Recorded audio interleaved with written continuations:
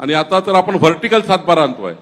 वा. व्हर्टिकल सातबारा म्हणजे एखाद्या प्लॉटवर एखादी बिल्डिंग बांधली असेल, त्या बिल्डिंग बांधल्यानंतर फक्त त्याच्याकडे काय असतं तर रजिस्ट्रेशन असतं. तो जो बिल्डर आहे तो त्या मालकाला रजिस्ट्रेशन करून देतो किंवा कॉर्पोरेशनची टॅक्स पावती असतं. हे प्रॉपर्टी कार्ड नाहीये. जोपर्यंत महसूल खातं प्रॉपर्टी कार्ड देत नाही तोपर्यंत त्याला अधिकृत समजत नाही.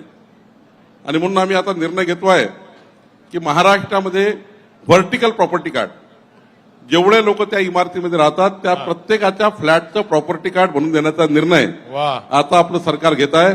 आणि आता त्यामध्ये 7 कोटी लोकांचं आम्ही या ठिकाणी अंदाज केला की 7 कोटी लोकांना प्रॉपर्टी कार्ड द्यावे लागेल.